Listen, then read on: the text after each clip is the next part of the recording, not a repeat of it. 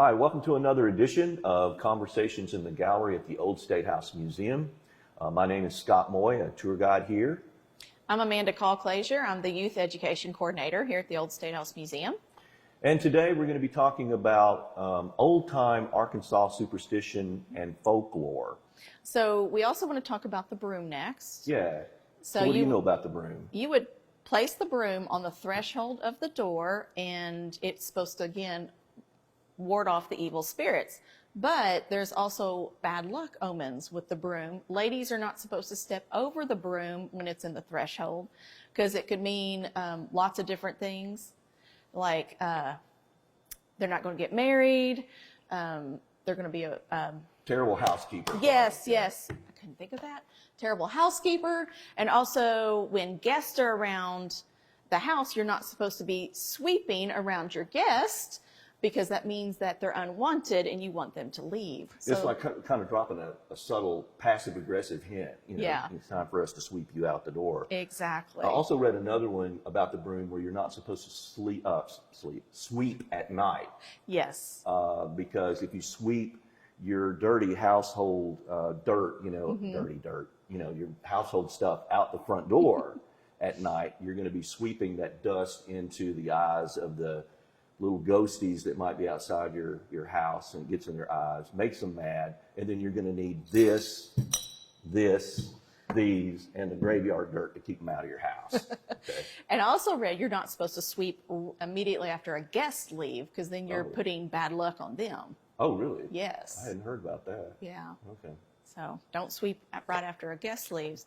So then we have this penny necklace. Yeah, now we're going to be moving into away from, we've kind of covered how to protect your home from the evil haint.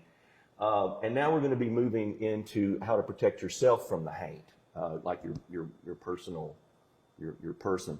This is a necklace with a penny, has a hole drilled through it, and you wear the penny necklace around your neck. It's to ward off, it's for good luck. And you always hear it's for good luck, but people don't reverse it and say, well, it's to keep the evil off. But this was a big thing that you would see a lot of early Arkansasiers wearing with their stuff, the penny around the neck. Okay, so why is there a hole drilled in it? Well, so you could hang it, from the necklace or whatever. And the way you can do this is just take a nail or something and hammer it through to get your hole, and then attach it to the necklace. And it's also to, like I said, ward off sickness, keep you in good health, and any kind of bad luck that might come your way is kept at bay. Another good luck charm is a buckeye, and Arkansas has two different buckeyes. I couldn't find an example to have on the table today, but we have the Ohio buckeye and the red buckeye. Oh, I didn't know that. Yes. Almost every county in Arkansas has a buckeye growing in it as well. There's only like less than 5 that I saw on a map. And the buckeye, you're supposed to keep it in your pocket, and it's supposed to bring good luck to you. Now, when I was researching the story about the buckeye, I kept finding a reference about an Arkansas governor. Oh, really? Yes. Well, after I did some more digging, I realized one was a real governor. It was Governor Faubus. Okay. He kept a buckeye in his pocket, and he thought it would bring him good luck during his election. And then the other one was a fictional governor. In a book? In a book, okay. yeah. What's the name of the book? Hold on, let me find the book. Oh. It's The Architecture of the Arkansas Ozarks by Donald Harrington. And the governor was Jacob Ingledew. Jacob Ingledew. So that's the character. Yes. Governor in the. We probably, I would wager, have a lot of local leaders who still probably walk around with a buckeye in their pocket. I grew up hearing that all the time as a kid, and I occasionally still see people with buckeyes in their pocket. Kind of like a worry stone. They'll get it out and play with it if they're nervous about something. And just kind of rub on it. Yeah. So that's pretty common. Yep.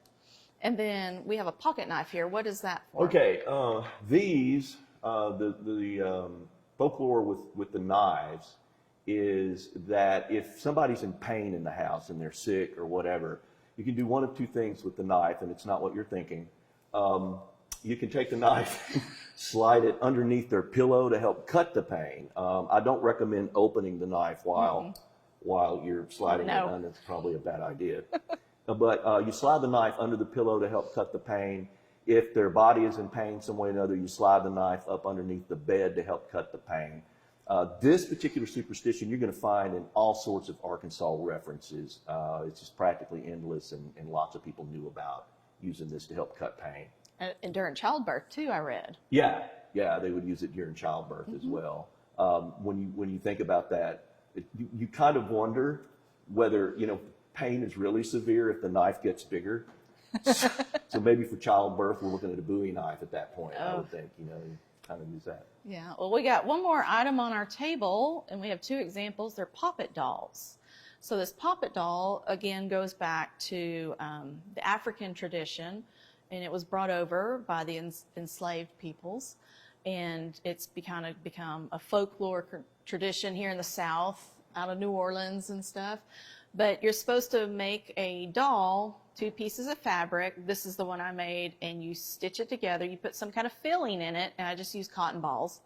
But before you totally stitch it together, you're supposed to put some kind of lock of hair or some kind of enchantment that links to that person that you either want to bring good luck towards, you want them to have a prosperous marriage, find love, find wealth, or you can even do harm with these poppet dolls by, again, putting something personal inside of them, and then you would stick them with these stick pins. Which at that point means you're going to need the protection jar, the bottle tree, and et cetera. Yes. So poppet is going to be a corruption of the word puppet. And you find, this is another example. Honestly, I don't know if you can see this. Let me move this over here. This is another example of a poppet doll. This is made out of string, head, 2 arms, and 2 legs. Mostly you would have found this tacked to a board and with the person's name above it. And notice I've kind of got this tape because I ain't trying to do nothing in the dialect of Arkansas there.